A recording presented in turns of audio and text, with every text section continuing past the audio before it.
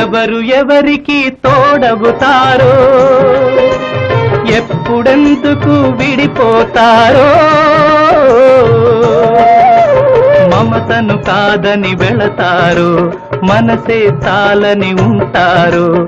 ఎవ్వరి పయనం ఎందాకో అడగదు ఎవ్వరిని బదులే దొరకదని అడగదు ఎవ్వరిని బదులే దొరకదని ఓ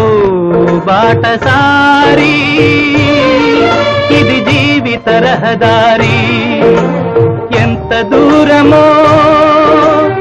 ఏది అంతమో ఎవరు ఎరుగని దారి ఇది ఒకరికి సొంతం కాదు ఇది ఓ బాటసారి ఇది జీవిత